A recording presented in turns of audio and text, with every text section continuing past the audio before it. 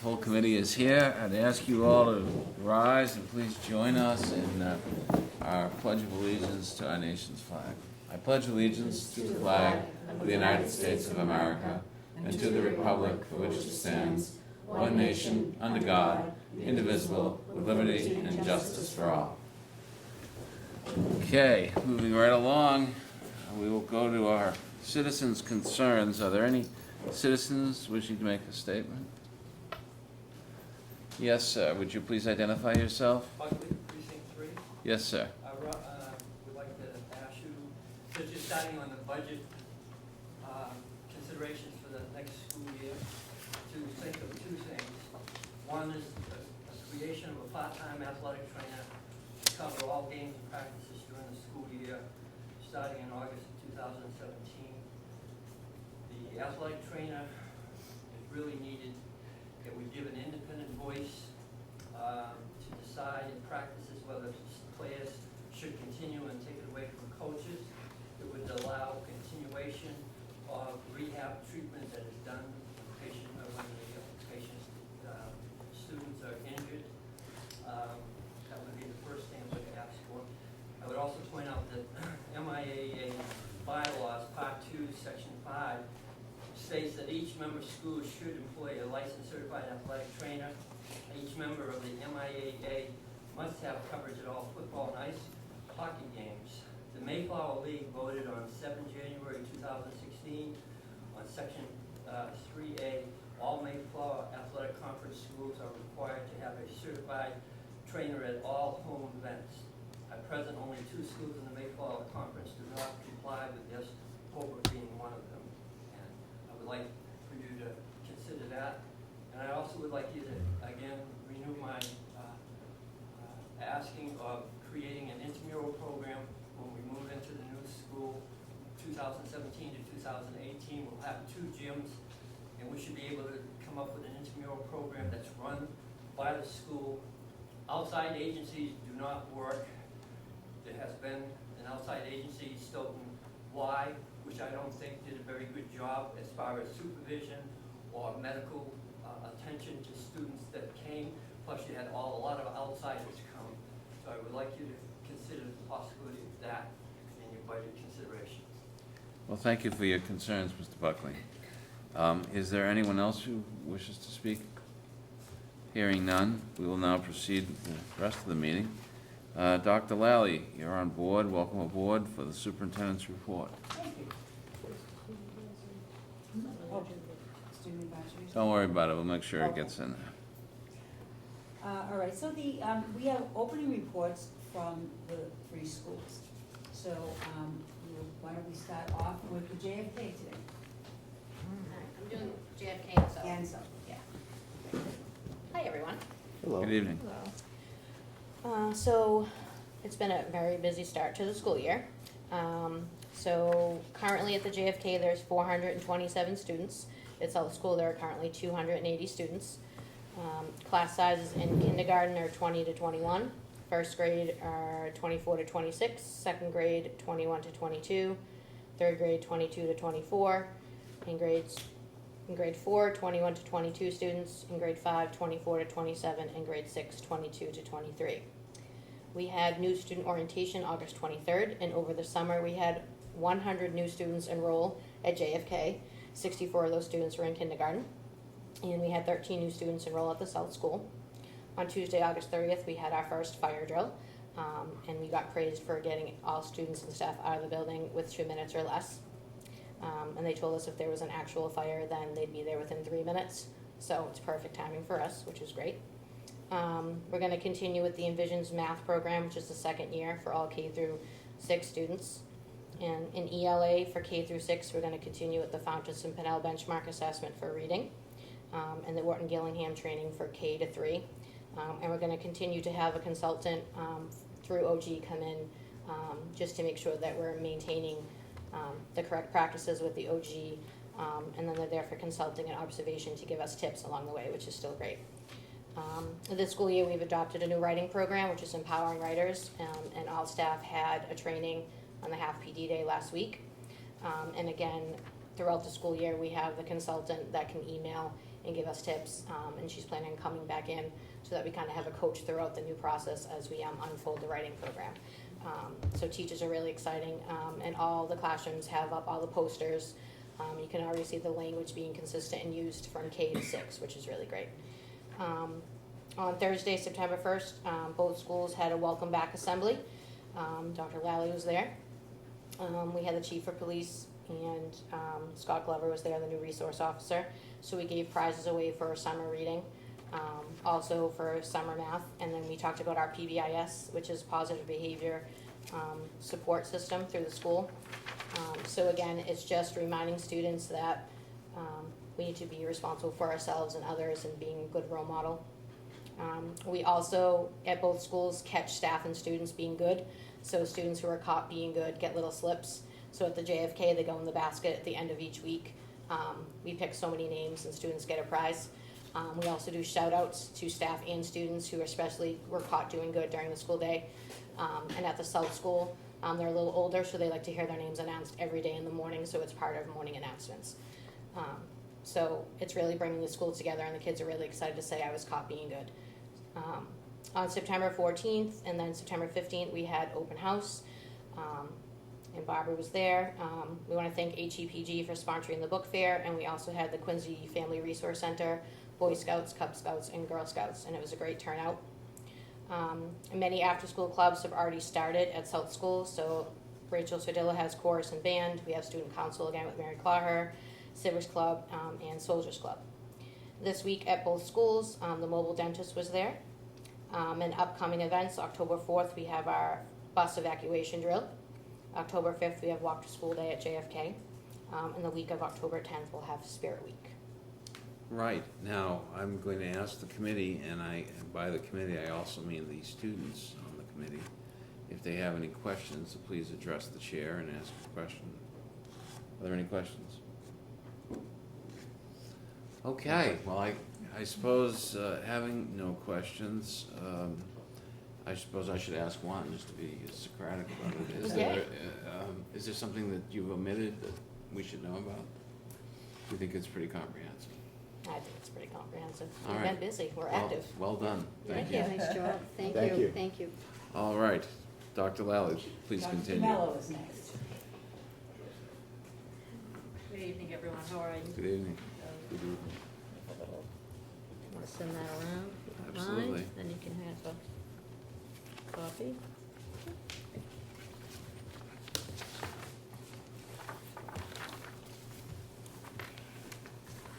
So I won't go over everything in detail because you have it in front of you, but we'll just kind of go through some of the highlights for this year.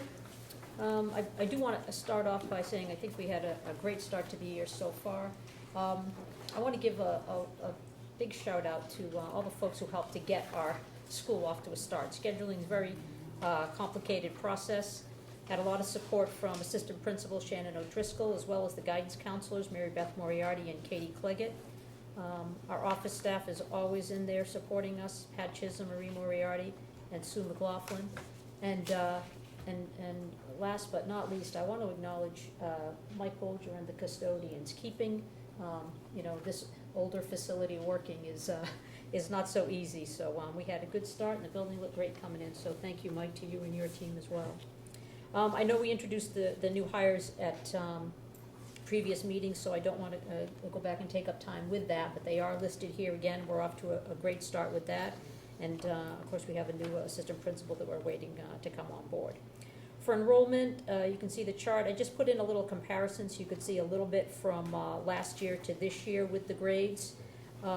So our numbers really haven't fluctuated that much as I kind of thought that they were until we saw the hard numbers, but it's because of the grade shift. It's because we have the higher numbers coming into the middle school and not as many going out. And you can see that we went from about a 35% or so loss. Now this was based on end of the year numbers. I think when it was earlier in October, it might have been closer to 40%, but of course, as numbers change throughout the year, it'll be interesting, what our numbers will be in the end of the year, in spring of 2017, whether those numbers will have changed a little bit in terms of the transition from grade 8 to grade 9.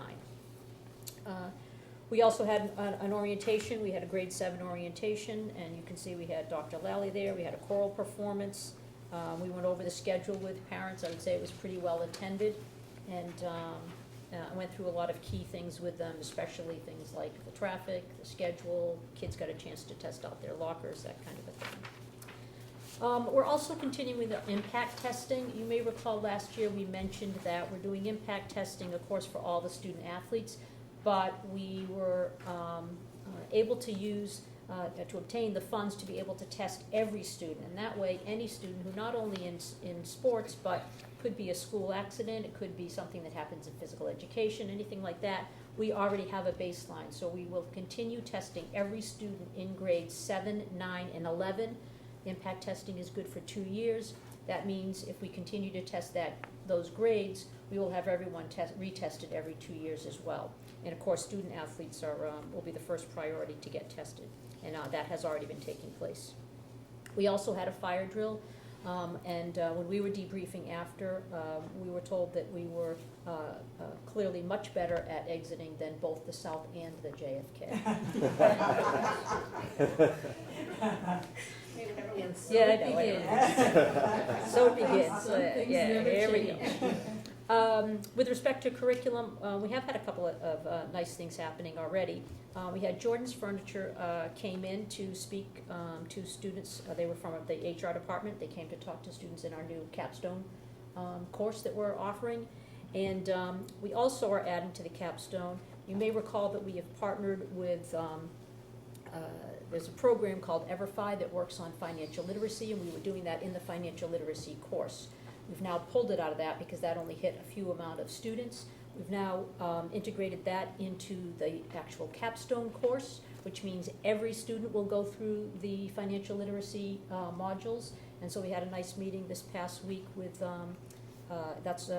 we have access to EverFi because of the sponsorship by Holbrook Co-op. So we had Anthony Vizero, I always get it wrong, come in and meet with us as well as the folks from EverFi. So we're excited that that's now going to be available to all students. You can see our faculty's also already been hard at work at things. We're needing to develop a new schedule for next year to obviously accommodate the 6th grade, to accommodate the fact that we're going to need 4 lunches, and that we're hoping to be able to meet some of the goals that we have identified in our school improvement plan. So all of those things will require some changes to our schedule. Teachers will be working on specifically lessons in terms of their curriculum development, and have already begun that process, and in getting them enrolled in whatever PD opportunities we can to allow for tech integration. And then the last the last category is just additional events. So we did have a back-to-school night that was open to all parents on September 22nd. That was fairly well attended. We have a new mock trial club that I'm happy about kicking off this year. And every month we're going to try to highlight a variety of celebrations. And what we're trying to prep for is, by expanding our announcements just a little bit now, we're trying to plan for when we actually have the media room, and we're able to actually have video announcements every morning with our kids. And our goal that we're starting to discuss already is that when we move into the new building, by the start of the 2nd semester, we'll actually be able to be having the kids do broadcasts. So in doing that, we're trying to get them to focus on a variety of topics throughout the year. So we had, our school's 60th birthday. We had a whole week of Constitution Week. We had some fun things like Patriots opening game and stuff, but we're also doing things like sickle cell anemia awareness. We had a whole week of World Peace Day. We hung special flags around the school from the flagpole. We had our teachers all talk on a variety of countries during the advisory time. We have college fair tomorrow. We're expecting about 40 different colleges and universities to come to the gym, and that's being headed up by guidance, and in particular Katie Cleggett. Who are coming? All the finest universities. I don't have a list, I'm sorry. Dr. DeMello. But all of the, where did you go? They're coming. BU. I might have. You have to ask? Yeah, I was in Dallas. No, we do have,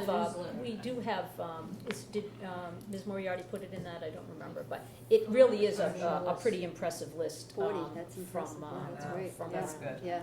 So we feel pretty good about that, and we're also, in keeping with the announcements, we're gonna do it this week, but we had a little glitches in our speaker system, but we've since had it repaired, and what we hope to do is just announce for students a list of teachers every day with some of the colleges they went to kind of reinforce that. Tomorrow, we're asking the faculty to wear college jerseys, just anything to help continue to promote the idea of ongoing education after high school. Yeah, there's a list of the colleges in On the Friday's newsletter?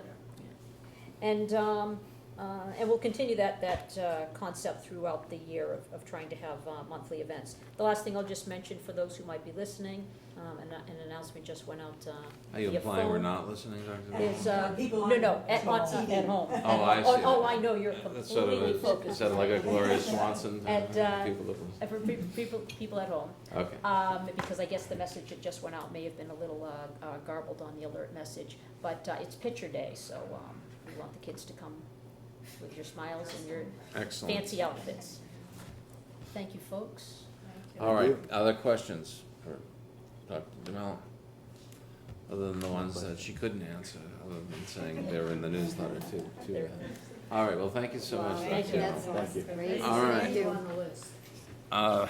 Dr. Lally, please continue. Okay, I have a couple of things that aren't on there that I want to just mention too Yes, while we're ma'am. going through. One is that Mackenzie Jean Stevens was born on the 21st of September. So congratulations to the family. And the other thing was, of course, our status, which is we're still level 2. And I brought these because I don't know if you want to see the whole statewide. You may have seen this already, but it's kind of interesting to see how we compare. And we have to congratulate the JFK for going to level 1 this year. It's very special. There's a lot of hard work on everyone's part, and I know that families and students, and especially the teachers, have done such a great job in helping students, especially the third grade never had any testing, but now they had to take the PARCC testing, which, so it didn't matter to them what MCAS was, but all the other grades too had to change from MCAS to PARCC, and it was really a wonderful way that they did it and so were successful because changing sometimes causes anxiety, but they just took it in stride and they prepared all the students, and I think, we're very fortunate in that. So we're one school away from a level 1 district. We are. How realistic is that, Dr. Well, I think, each year can be different. It's, I know that they compare from year to year, but we have different classes going through, so it all depends on the configuration. And next year will be even a different test, so it'll be MCAS 2.0, so I think it's hard to predict because they haven't finished the test yet. So I hope that it's not gonna be last minute. At least with PARCC, you got a chance to see what the questions look like. I don't know when we're gonna get to see what these look like, and, so I think they'll still do a good job. It's because- such an administrative answer. Well, I think our teachers will do a great job of presenting the material to students. I have no doubt that they And the will. students are, they just kind of, I guess they go with the flow. Nice. Are there any other questions or comments Is- regarding this? Is Yes. this year's third grade the first class that had full day K? Should be. Yeah. Yeah, so I think that. I have to think that is a factor. I know it's not the only factor, but I think I it think that's a good point. Yeah. is. So hopefully it makes a difference. We'll have to do a study on that because there are people who tend to think doesn't make a difference. I think that's the group that wants to keep little ones home for a little bit longer, and I don't blame them for that, but. But our they- own testing had shown Exactly. that they were ahead, and now to have that validated in the Right. state testing is Mhm. nice. Will we get, Assistant Superintendent Hamilton's usual Yes. impressive analysis at the next meeting? It'll be a little abbreviated because some of our grade levels aren't, and that data is really not Yeah. Mm. going to be that useful for us, but for MCAS, absolutely. Now, this can conversion is, you know, they did a conversion tool, and it's hard to say whether that's going to really mean something to. Yeah, but I'm sure you have impressions and feelings on Yeah. the results. Member Flanagan. Yeah, I just want to say that I too hope we reach level one, and I know that we will. But I just want to remind everyone that not too many years ago, we seemed stuck at a certain level, and we challenged the district to improve, and you did. You did a great job. I just want to congratulate the entire district for making it to where you are now. And I know we'll see the further improvement.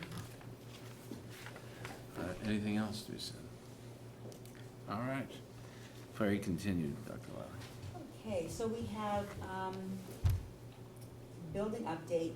Today, we had 4 meetings with, the building committee and with Consigli, all different consultants from the project. And so we worked on, one was the owners, one that happens every Thursday.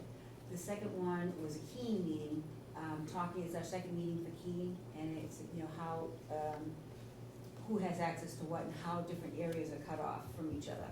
And then it was the technology committee, and the last one that we went to was the security committee meeting. So we've been working on a lot of technological pieces throughout, but they're, you know, they kind of fit together, but they also are their separate consultants, and, you know, that's moving along pretty well. From the owners meeting, they reported that they're testing windows right now, so that's, you know, they've got many of them in, and they're, you know, just testing to make sure that they're all doing what they're supposed to do. They started putting the copper on C building, which is very exciting. Yeah. And they started doing the sidewalks behind the buildings. Also, they're hoping that they're not gonna have to spend the money that they originally thought they would to irrigate the softball and baseball fields. They think they're, you know, some of it they'll spend, but not to the extent that they put the money aside, so it's good news for the project. And they started the concession stand, so that's yeah. And again, we're on time and under budget, one of the best pieces of the whole project, so I think it's really coming along, and it's exciting now, because things are taking shape, and you can see, if you look out back, it's pretty much enclosed like a real, you know, so you can see the building taking shape.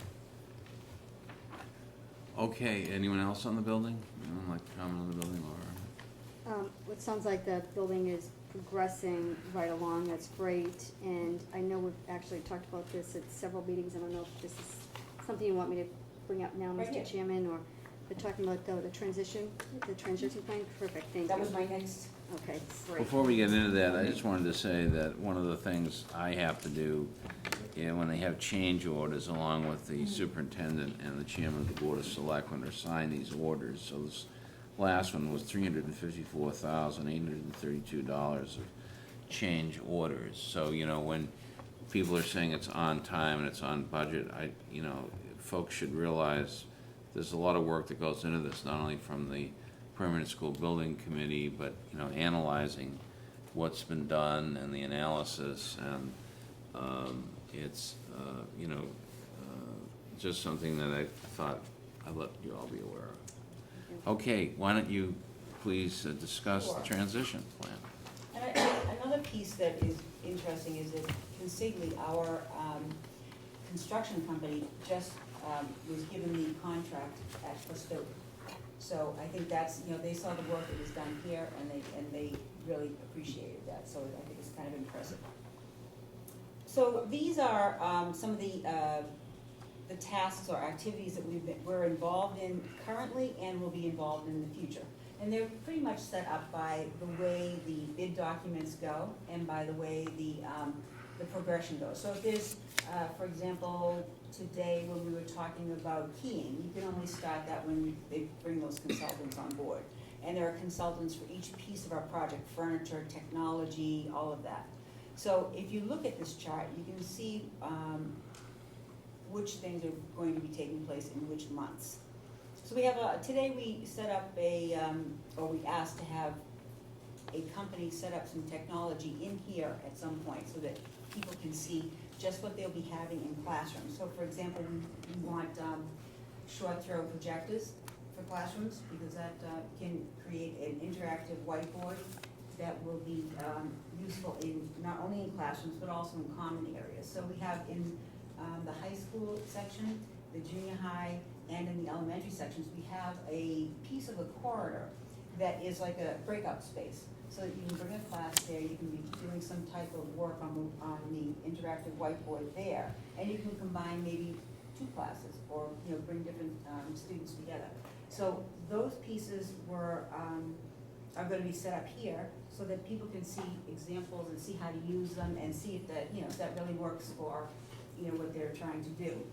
And also, we're hoping to have some one-to-one devices here, and, you know, so it could be iPads. We're gonna have a, you know, a whole array, so that we can see what it is that would work at each level the best, because a lot of, we have a committee of teachers who've been talking about this, and he went and did the visits, and they're coming back with ideas, and we've had a couple of meetings now, so we're discussing what the best devices would be, and now they wanna have them in here so that we can look at them and see how that would transition from grade to grade.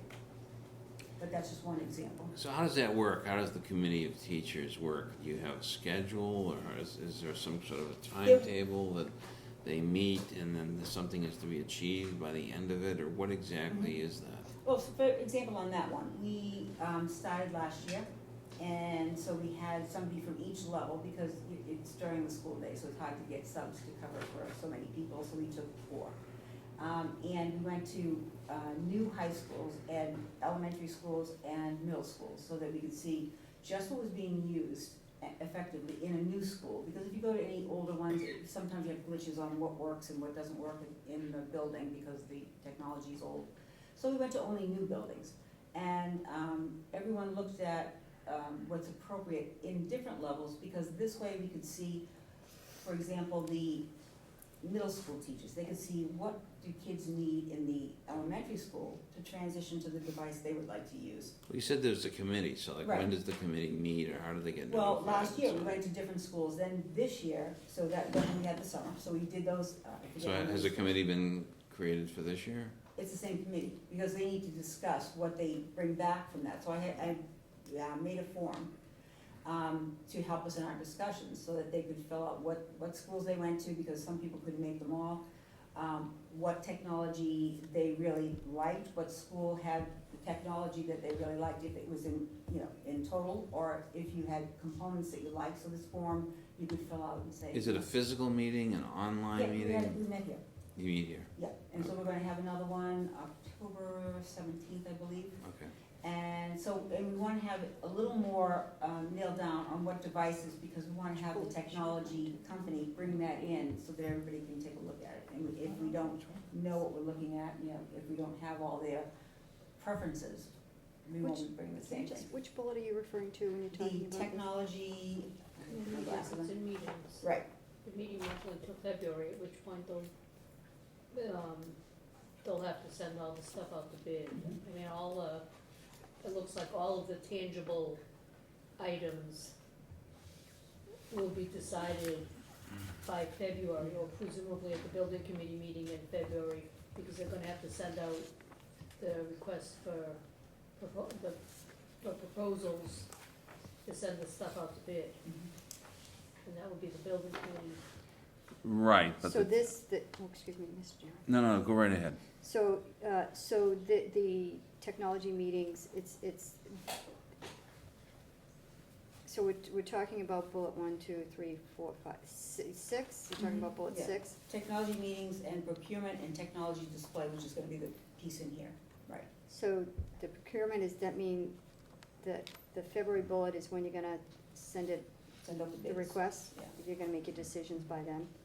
Right, and so if you look at the next one that says the display, so Mhm. we're gonna have our discussions, then we're gonna look at the technology here, and then it will be ready to send so the consultant can then bring it to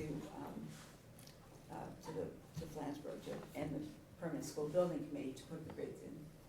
How many people, are there different people on that? Is it just one committee that deals with all these issues? or No, is it- then we have, we're going Tuesday actually to Boston to look at furniture. That's a different committee, so there's 2 representatives from each school on that committee. And, we had to change the date because we had to make sure we had enough substitutes, and, so that'll be, we did one visit in, Connecticut, but that was during the summer, so we didn't have teachers available. I mean, for could that. you share with us how many committees there are, maybe just reduce it to writing, right not to put now- the names on it, but I mean, Yeah, I'd like right to see now that. we have those 2, because those are the ones that started. Right, So we'll have, you know, as we go into, equipment, we'll have another committee. So it depends on what's, what the timeline demands. well, whatever your vision is, I think we'd like to see it in a rough form, it doesn't have to be filled out with names or anything, but just what you think in terms of size, just end dates, just so we get a sense of how it's going, that would be What do you helpful. mean, vision of what? You know, how many committees there are there 15 different committees, are there 3 No, different committees, are there yeah, 2 no. different committees? And some of these things can't have committees, like the keying meetings, they're with the consultant, that's the end of that. Right, The security and cameras, that's with the consultant, so those don't have a committee. The middle school committee is actually Dr. DeMello's committee, so it's not mine, and I'm not on that, but she could probably speak to it, they're developing. well, I don't think we need to hear about it, but I think what we would like to probably see is just a little flow chart of what's going on, that's all. Just for our own informational Well, purposes, maybe- would that be helpful? Yeah, or even just a little description, because, you know, middle school committee, you know, I don't know what that means. Mhm. So even just, you know, a couple sentences, just to, you know, so what is that committee doing? With regards to the middle school, the work for the middle school committee, what are their goals, what are they looking to accomplish? So I understand, some of them are self-explanatory, you know, when it comes to, you know, identifying a mover, you know, and that's self-explanatory, the moving. I just think Yeah, it's a a lot of nice, these I don't think it's a belong ni- to it's us, a nice or, for us you to know, like have, moving you know. company, we That's, don't pick and that's that, yeah, yeah. self-explanatory, yeah, so. So the it's only, I think the only ones that are different would be, Like staffing considerations and middle school committee and, well, I think staffing considerations will come out of the budget process. You know, people will be So- saying, I but need this, there I must need be a that. someone deciding like a recommendation though of what the ideal staffing would be, like when you say staffing considerations, So each principal will do that yeah, and decide, you know, with his or her, or her, in relationship Faculty. to the design of the new school. what they, you know, what they feel their needs So are. on that one, I mean, that's marked right up until May, but Right. aren't those decisions gonna be made earlier in terms of where staff are going to be placed or assigned? I mean, I'm sure the staff are wondering where they're going to be. You're right, there's some people who might be in someplace different, but most of them are gonna be in the grade they're in or in the school they're in. But at what point will they get, you know, a definite, Well, I think that depends on when the scheduling, the school, you know, the middle school scheduling committee finishes its work. so is it unreasonable to say that by December, the teachers will get final notification on where they'll be assigned, or I what's don't know about realistic? that. I don't know when they're gonna be done, so I don't think. I would, again, I would beseech you to put together a little chart of what exactly is going on, so we can see it, all right, and rather than, you know, try to So that one's really the discern it one, right now, yeah. I don't think that's very fruitful. Okay, based on the chart as it is, are there any questions for Dr. Lally based on the chart as it is? Okay, so we hope that in the next meeting we'll have a little more on the committees themselves. But this is definitely a helpful start, yeah. Just one other thought, I know you mentioned you developed these committees and they're making some decisions, so how is that communicated to the staff? Are they aware of who's in the committee and where they are in the process? Do they get like Right. weekly updates from you? So, at the beginning of school, I asked for 2 volunteers from each school. So the principals had a drawing, so anybody who's interested put his or her name into the bucket, and they drew out the names and 2 people from each school are on that committee. So it was really a, you know, kind of a. But, no, I mean, in terms of, you know, if they go out on a visit, is there a summary that's sent to the staff? This is what we saw, Well, this is. these, and that's part of their, so say the tech committee, when they did theirs, part of their whole mission was that they needed to talk to the faculty members, collect impressions from them, go back to them and tell them what they saw, what they thought was really useful and get their impressions, and that's what they're doing again with this form that I gave them. I asked them to, you know, talk about it again with them and make sure that they have down some suggested items or some preferences that the faculty wants. And so that's what they're doing now too. Okay. Anything else? All right, thank you, Dr. Lally. Please continue. Thank you. Okay. You had personnel? Oh, right, I have personnel. So we have Ashley Sullivan, a special education teacher at the South. We have Kimberly DeVito, another special ed teacher at the JFK, that have just come on board. Right now, I think we are pretty much, pretty much staffed. I don't think we have any more openings for that. We do have, as I told you at the last meeting, we were interviewing candidates for the assistant principal job. And so we have Laura Stevenson from Weymouth, who should be coming to us soon, hopefully.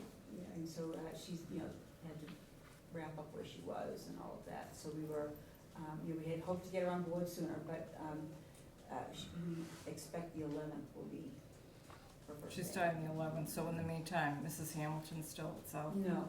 So Mrs. Hamilton did it for a bit, but she couldn't do her work there. She couldn't get her work done, so we brought in Kevin Sorrigan, who was the principal there 2 years ago, or 3 years ago, 2 or 3. And so he is only doing it for a few days until Laura comes on board. So it's like 6 days altogether. So I'll be there tomorrow, which will be kind of interesting. It'll be fun. You know, I've enjoyed visiting, and I think it'll be fun being a principal again for them. So do you think that this planning for this eventuality was done in a way that you would have wanted to do, Dr. Lally? I do think so. I think this worked out for the best because, first of all, Mrs. Hamilton felt comfortable being there for a little bit, but that couldn't last forever. And it's unfortunate we couldn't have the person come on board as soon as we expected. And she was unhappy about that too. She really wanted to be here sooner. And so I think that having Kevin back there is a nice thing because people are familiar with him. It's not learning the whole, you couldn't throw somebody new in there. And people who already have jobs here, it's just impossible for them to fill in every day. Right, are there any more questions for Dr. Lally? None. Thank you, Dr. Lally. Thank you for that report. I'd now like to call on the school nurse, or one of our school nurses, to make a report. Welcome, and please join us. I'm Renee Walker, for those of you who don't know me. I'm at the JFK Level 1 school. So Nurse Walker, thank you for coming tonight. Thank you for having me. We think it's important, and we hope that this will be an annual report. We think it's so important what the nurses do in the school. Thank you. If you'd please give us a report. Yeah, so it's been a few years. I know some of you were on the committee the last time. Myself and the other 2 nurses came, and it's been, years. So thank you for the opportunity to tell you a little bit about, I was hoping that I could tell you a little bit about the student population and what we see, the health needs of the kids, but also kind of what the nurses' responsibilities are. It's your report, during the go day. ahead. Okay, so every year I do this summary for the JFK. So a lot of the data and the numbers I have is just for the JFK school, which represents this year, like I think we have 427 at the school this year. So this is the report that all of you should have gotten this at the end of last summer. So I'll just kind of, you've already got it, and hopefully, honestly, I thought nobody ever read it until you asked me to speak tonight, so I'm glad to know that people are actually maybe looking at it. So I'll just go through this quick and kind of highlight a couple of the things that I think are important. Last year, we had 423 students, and 381 made unscheduled visits to see me. This is just at the JFK. So a lot of, I think, people that maybe don't know what the school nurse does all day just thinks it's either the same sick kids that come all the time, or it's just, a few kids that maybe have special needs that come in. But these numbers show that 90% of the students at the JFK saw me at least one time during the school year. That one I'll get to after. So injury and illness visits. This is kind of what you would expect to see the school nurse do, falls at recess, somebody bumped themselves, bloody noses, belly aches, headaches. Injury visits last year, I had 1,400, and illness visits, we had 1,580.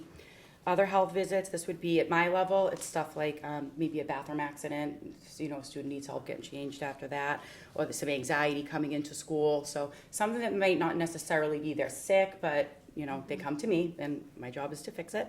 254 of those. Medication administration, so this is times I actually physically gave medicines to students, 1,254. Treatments would be stuff like diabetic checks for students, or if there was a scheduled dressing change from a doctor, if somebody had a burn or some kind of wound or something. And G-tube feedings, if somebody's getting, has a feeding tube. I did 904 of those. I'll talk more about screenings in the next section. Management is just, it's obviously a big part of my job. We have 4,200 management visits last year, and that's not really a visit where the student comes. That's more like case management stuff. If there's an absentee investigation, somebody's sick a lot, the parent calls and the child is ill with a certain thing, I document it, it gets updated in the student's record, and I do that all throughout every day. This is an important fact I always put in here, is because I think it's important when a nurse is seeing a child. So say the nurses weren't there in some crazy world and the nurse just wasn't there, and it was just maybe a secretary or the principal or somebody else had to assess the kids. Realistically, the students would come down and, you'd probably end up calling the parent and sending the child home. But we, myself and the other nurses, feel we're really part of the education team. So we want to assess that child, make the best decision, and then ultimately get that child back in class and learning as soon as possible. So my numbers last year showed that 93% of the time after the students came to see me for a visit, they went back to class. After I assessed them, maybe talked to a parent, maybe referred them to a doctor, but 93% they went back to class. And then the other times they were sick and they needed to go do something, see a doctor. And then how long are my visits? I just like to know this for myself. 87% of the visits last year were 19 minutes or less. So it's important for me to be efficient, to have the students come in, figure out what the problem is, assess them quickly, and either call home or... The only thing I don't like about this, and it doesn't show in the numbers, is I'm seeing a much bigger challenge now than even when I started 6 or 7 years ago. Everybody's working. Not everybody, most parents have like 2 people working. A lot of them aren't working in town. A lot of grandparents are also working. So once I make the determination that a child is sick and they need to go home, it's taking longer and longer for me to get parents on the phone and there to pick up. So I like to give this number of how long the visits are, but I feel like sometimes we can't do anything about it. If the student has to wait there until the parent can pick up or drive in from Boston to get them from work or something, we don't really have a lot of control over that. So these are numbers from last year of certain issues that we had and conditions, but I printed out new ones for you guys for the start of this year. So why don't we do it this way? I'll keep one for myself. You can pass half this way and you guys can have, there should be enough for everybody. So as you're kind of looking at it, I'll just go over it quick. I printed this, our numbers were 430. We had some students moved and stuff. This was printed out over a week ago. But so our student population right now is 427. The number of students with this is for this as of right now. Then again, just the JFK.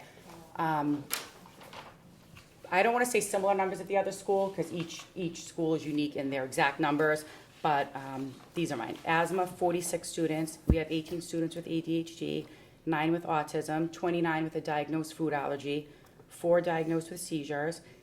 12 of those students with food allergies have an EpiPen at school. 3 use a wheelchair, 2 have feeding tubes, 39 OT, 11 get PT, 70 get speech. This is kind of an interesting number. The 34 are ELL, and I only put that there because it impacts my job now. We're seeing more and more students that aren't speaking English and their families aren't speaking English. So it becomes a challenge when we're calling home and the family doesn't. We have to work with that.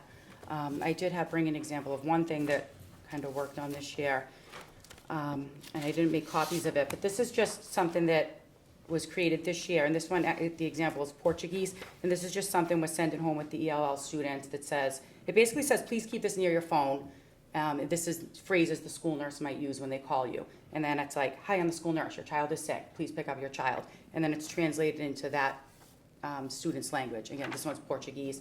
We have Spanish, we have Arabic, we have an Indian language. French. There's French Creole. Right. But not regular French. So that's what we have in our school now. At the other schools, they might have somebody that speaks other. So this went home as a way to, because I speak English and I don't speak another language, and that's become, it's a challenge, and we've seen more of those numbers. I'm sure you've heard from other, just about the school population, but it does impact the health office in some ways. And then the next thing I wanted to hand out, this is just something that went home to all the families. I thought you guys might like to see something that, you just can pass them this way. This is just a flyer about what we offer at the Kennedy School, and gives information to them about what parents can do to collaborate with us. So that's just an example of something that I sent home. And then the last thing I wanted to touch on, in addition to those numbers for this year, and because the other nurses couldn't make it here tonight, I wanted to kind of speak on their behalf a little bit about specific things that, so we have the visits every day where students come in for unscheduled visits, and that's a big chunk of our job. In addition to that, we don't just kind of sit around waiting all day for kids to come.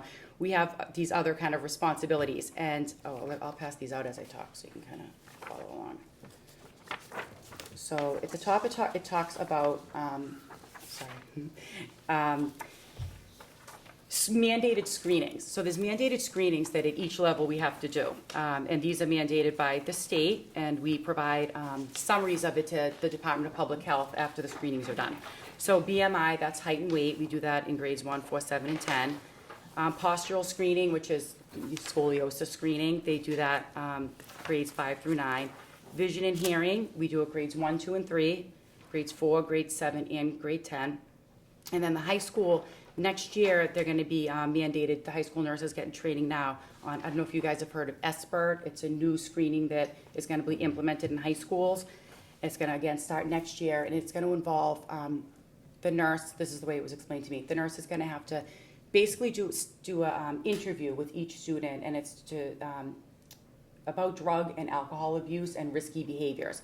So the first step is the nurse does this brief interview, and then if it's warranted, they go into a more in-depth interview, and then if there's more, if it's warranted that more needs to be done, they make a referral. I think it's to guidance or to a mental health professional if needed. So that's another huge screening that she's gonna have to do with all of the high school students. Then I just wanted to break down how all of us, we're all nurses and we can be kind of interchangeable, but we've kind of become a little bit specialists in our field, the same way as you may work at, a different unit at a hospital or something. We've been in our roles with the different age levels, so we've kind of become specialists. At the high school, one of her main jobs is sports physicals. So before each of the 3 sports seasons, she has to communicate with families and athletes to make sure that they have an updated physical on file. And the physical has to be within 13 months. Those are the state rules for that. So she assists with coordinating that, and she works with our school doctor if people don't have their own primary care physician to make sure that's done. And then impact testing that Dr. DeMello had touched on with the concussion, the nurse is actually the one that's really involved in implementing that and checking and make sure everybody has that before their sports are done. That kind of falls under her. In the high school, the nurses and I always talk about field trips and what a challenge it is to make sure the kids are safe on the field trips, and also getting with transportation to and from, and anybody that has a medical concern, that's addressed and planned for well before the field trip. And I was surprised myself to see that the high school nurse, there's so many more field trips at the high school than at the younger grades. And at the South School, each grade might do 1 field trip a year, maybe 2. The 3rd grade does a few things with the Little Red Schoolhouse, and they do a couple more. But at the high school, she said she had over 40 field trips last year, which is great for the kids, and they're being exposed to a lot of different things, but there's a lot of planning and figuring things out by the nurse before those trips can happen. At the South School, she has those kind of 4th through 6th graders, so she does every year a growth and development class, which involves communicating with the parents first and giving them a brief description of what the program is, and giving them the opportunity to opt out of it if they don't want their students to participate. She does that for all the 5th and 6th graders, and then she also does a hygiene lesson for all the 4th graders, and same thing, she explains it to parents, get a notification first. And she also, I think for both of them, she gives, I'm just remembering this as a parent getting this stuff, links to resources online. So that if the parents are really interested in what the kids are learning at the South School and what they're doing for this health component, they can go online and research the stuff and kind of look at it and make sure they do want their kids to participate, or if they don't, again, they can opt out. Or even just to communicate with their, oh, I heard you learned about this today, and they can have access to it online too. One of the biggest parts at the JFK school for me is immunizations. And if anybody has ever talked to me about my job, they know that this is a huge undertaking every year, because as I have it down here, we had this year 104 kindergarten students and 43 pre-K students. So before school starts in August, I need to make sure that every single one of those students has everything that they need in order to start school. And the list is extensive, so we've gotten better. Every year I get a little bit better at communicating to the parents what we need.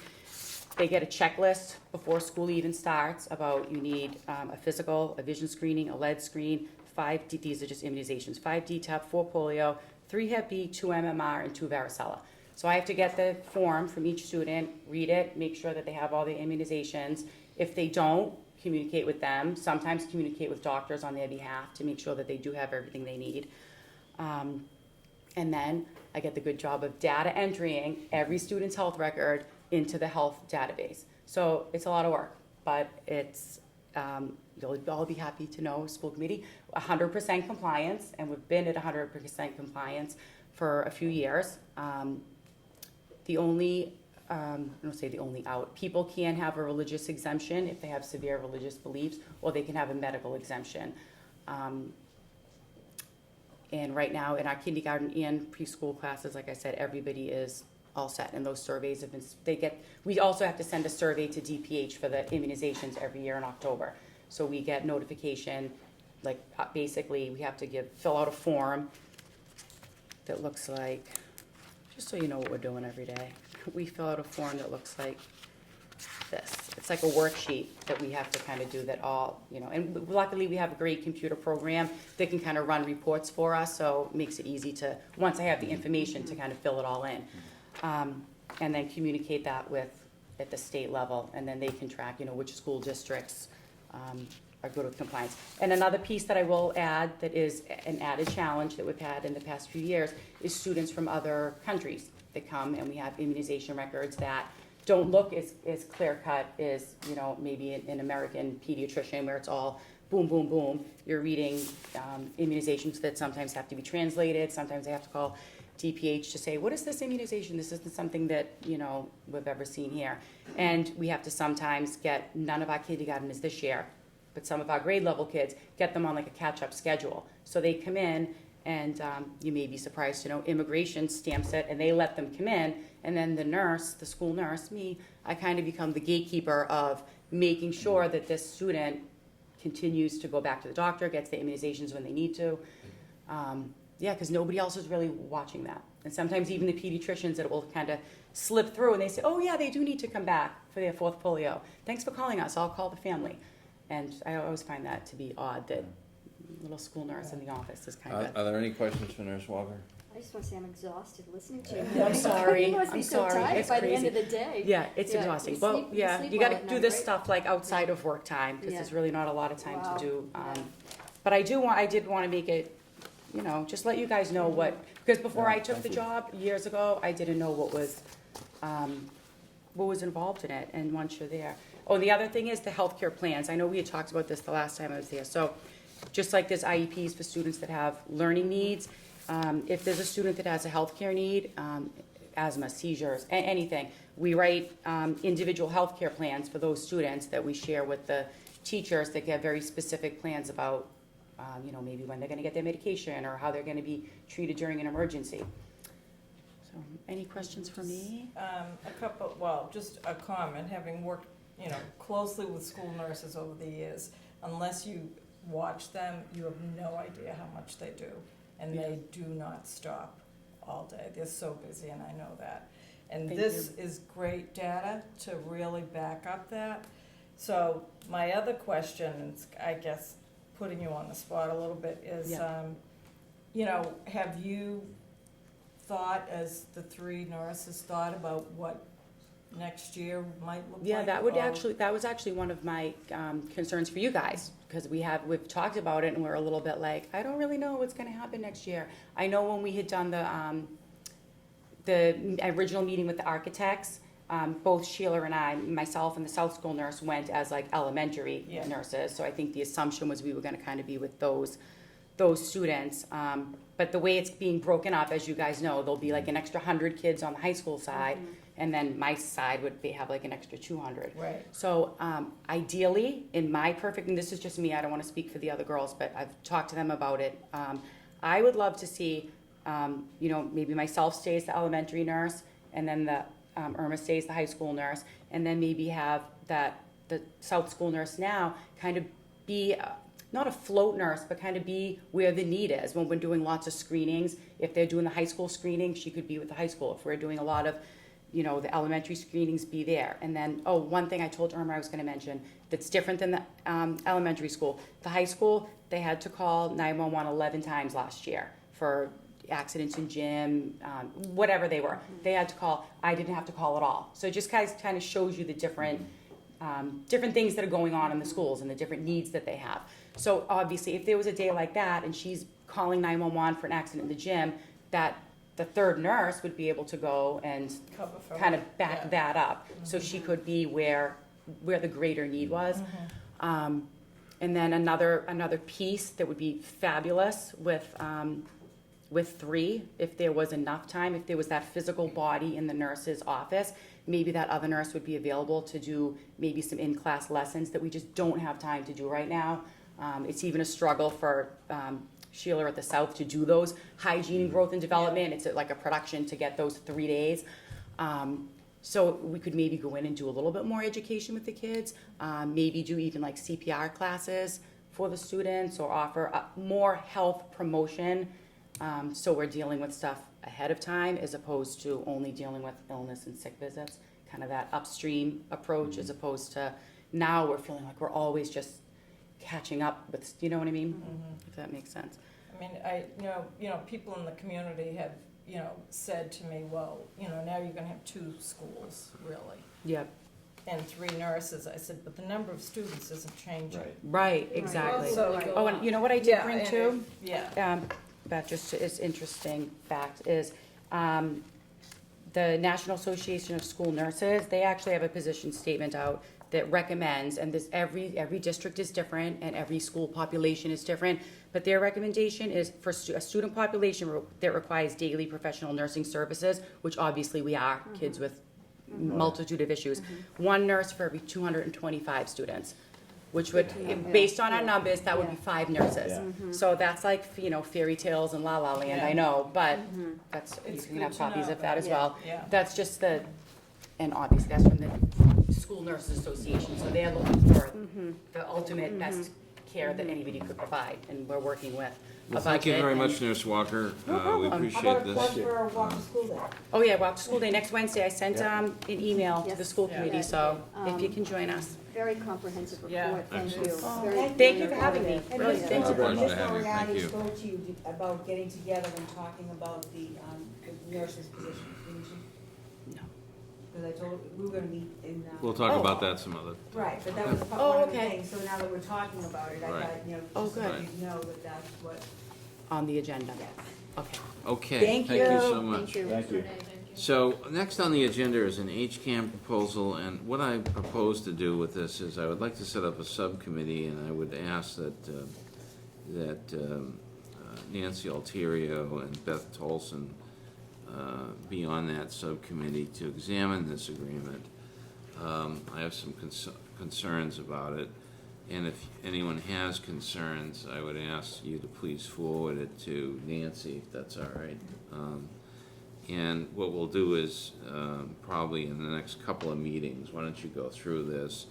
I think some of the things, obviously, you're gonna wanna look at are, assuming we don't have this agreement, what sort of equipment is in the school already, and what sort of technology is in the school, and how this relates to that, and also I think some of the control issues about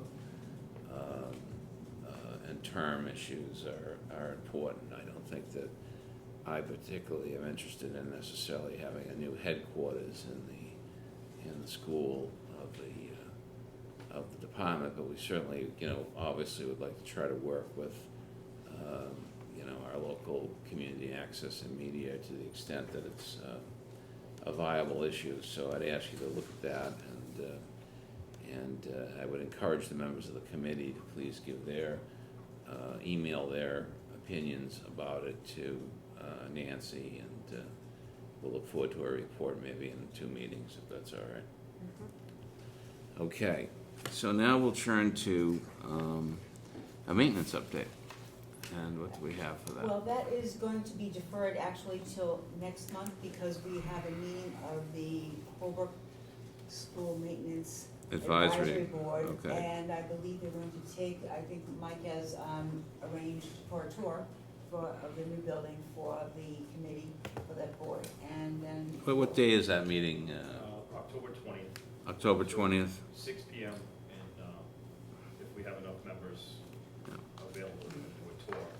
So we meet at the Consigli trailer. Good, excellent.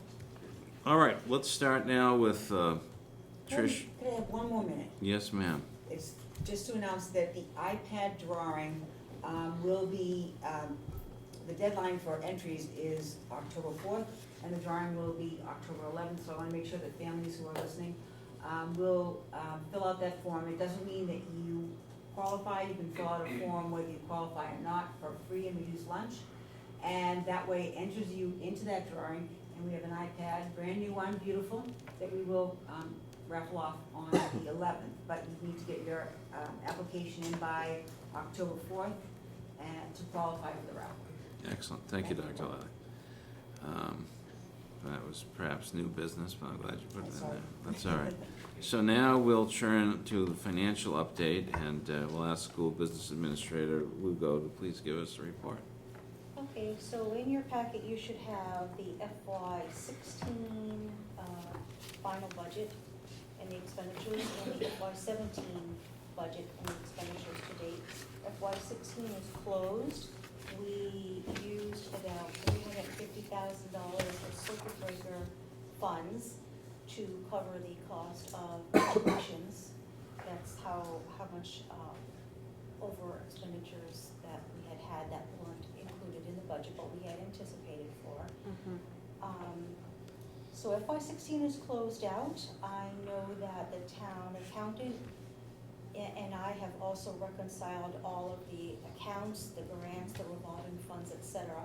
I believe Beth is finishing it up tomorrow. So we're gonna be on time with the report. Oh, we are always on time, Arthur. Oh, I wasn't presuming otherwise. But. Yes. So FY17, I don't know if you have any questions, but the year's just starting, so it's nothing unusual or nothing that I'm worried about at this point for the FY17 budget. In regards to... But before we get off of that, could you discuss a little bit, we are meeting with the town? Sure. So you had appointed me to the Financial Audit Committee of the town, and we had our first meeting on September 20th. It was just a brief meeting because it was our first meeting. We had discussed the importance of getting the budget to the selectmen by the December 31st deadline. That's what's required here in Holbrook. We had discussed having open communication with the FinCom members, just to make sure that we're all on the same page and all thinking the same things at the same time, and that there's no surprises along the way with any situations. As I mentioned, Beth, our town accountant has gotten the town recap done. That means she has to get her financial report into the Department of Revenue in order to have free cash certified, and that's pretty important to have that done as soon into the new fiscal year as possible. Once that's done, the town can then schedule its special town meeting, which I understand today the memo came out that the special town meeting will be held on October 11th. So that's not too far away. Is it November? No, Might be it's November.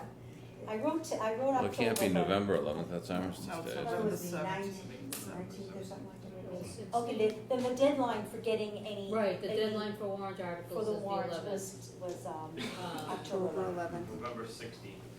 November 16th, yeah, special town meeting. So what we would Yeah, ask that's on the that, building committee. we would ask if you and Dr. Lally would review our needs to see if there should be something on the warrant article for, we should submit a warrant article. And then perhaps we should meet, the budget subcommittee ought to have our first meeting, I think, pretty soon to go over Yeah. that. Does that make sense? Well, why don't we talk about that after the meeting is over, Okay, all right? sure. We had also discussed the SoftWrite conversion, the town's conversion to SoftWrite. And the first big thing that Beth and I will need to do is create a new chart of accounts for the town, something that, well, we have our own set of account numbers and they have their own set of account numbers, but really they should be merged into one. So Beth and I will be starting that in October or November. We're waiting for our consultants to give us time to show us where to begin and how to begin. So we're waiting to meet with them. That's great. Yeah, we would like to start working on, getting the estimated revenues for next fiscal year. That should be finished by mid-November. So, Tim is pretty aggressive with, making sure that we meet our deadlines. Beth is as well, and I'm glad to be part of their team. Great. Good. All right, now, let's go back to the budget. I didn't mean to digress, but anyone have a question on fiscal year 17 at this point? Just, how much did you say you had to use from circuit breaker? About 350,000. Great. Okay, so what we'll do is, let's analyze those figures. Thank you very much. And we'll press on to the next topic here with the status of the report. You've touched on that already. Is that Right, actually, the name of the report is called the end-of-year report. The October 1st report, I believe, is the students' October 1 report that's due to the Department of Ed, which I don't do. right? That's under our IT directors. All right. End of year report. That's right. So it's the end-of-year report, which is due tomorrow. We had a meeting today we had a statewide meeting of the school business administrators for the state of Massachusetts today. And most of the people that I spoke to hadn't even started their report, and they're due tomorrow. Oh, wow. Wow. Yeah. And you've got it done, so that's And good. it's done. That's great. Wow, congrats, yeah. Congratulations. Thank Yeah, That's a load off our minds, I Thank have you. to say that. thank you. A load off my mind too. Yeah, Okay, now, we're going to turn now to some discussion items, and the first one is the student activities account policy, and I'd like to turn that over to my vice chair, Beth Tolson, for a moment. We came in here Monday and went over the old student activity accounts, and we were lucky to see our business manager here who helped us explain some of the differences in that. But if you turn to those, the one that's entitled JJF, student activity accounts, you'll see that the second sentence of the new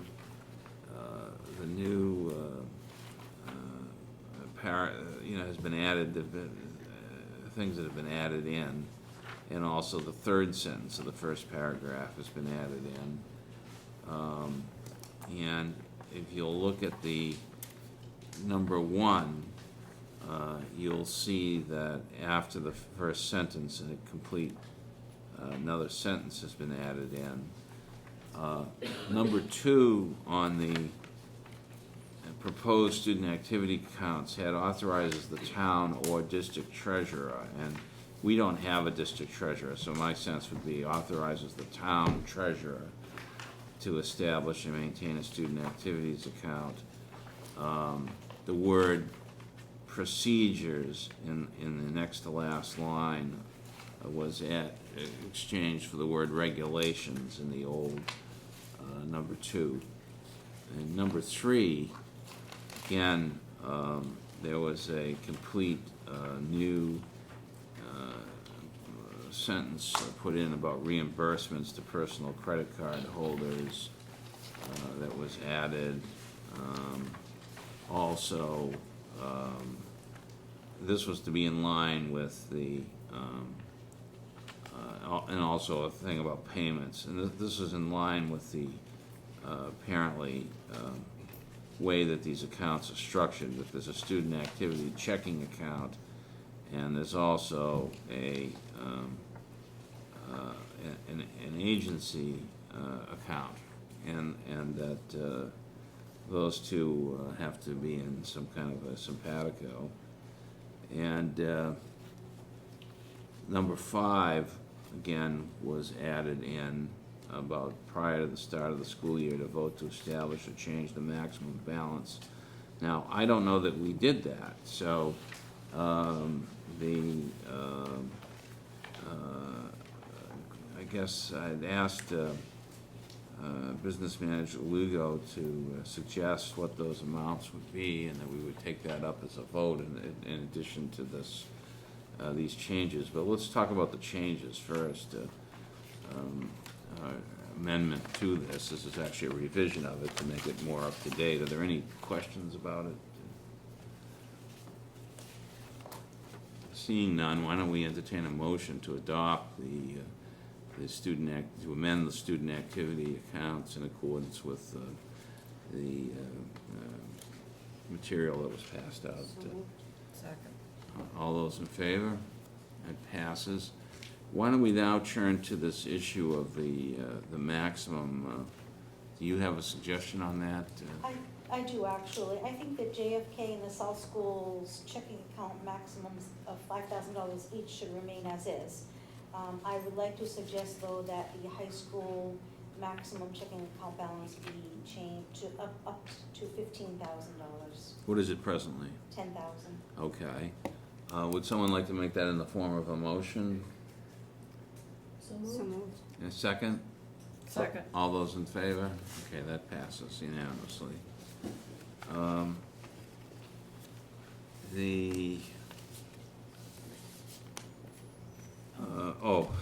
Because I didn't talk about the second page of this, which is on the other side, but you'll see what that is about graduating class funds, and that again is in conformance with what the law is, the statute. I would also just simply add that we delete in the note, in regional districts, these accounts may be part of the annual audit because we're not a regional area, and hopefully we'll take that as amended, unless there's a criticism of it. We'll treat that ministerially on the notes. Well, and that's the same thing with the treasurer, Yeah. regional school Yeah. districts. Correct, have yeah, that's right, treasurers. exactly Yeah. right, exactly right. Okay, so now we'll I turn, want to do the student advisory so that they can. we'll go into the student advisory, yep. Go right ahead. Yeah, no, student advisory. You might have Yeah. homework and Students. stuff. Oh, the students, So they you can get mean. home and do some homework. So they can do Yes. some homework. Yeah. Well, they're doing some homework right now. Um, I want you to know, incidentally, I'm hoping when you have this omnibus meeting that's quarterly, I think, that it's not just you giving us a report, that we want you to sit here, we want you to participate.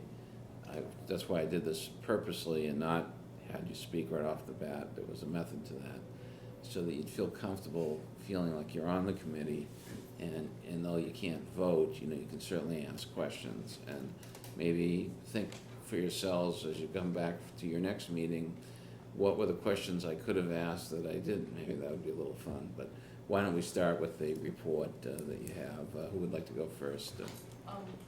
Actually, we're gonna start by introducing ourselves. All right, well, We've that's had- even better, I think. Yeah, go ahead. Oh, right. Just stand up. Okay. I'm Danielle Mercier. I am a senior at the high school. I do various things around the school, a triathlete, and I found out today that I am actually a tri captain. So that's, Wow, congratulations. I'm part of this, obviously. Student council, class treasurer, National Honor Society treasurer, student council treasurer, Dove advocate, anything else?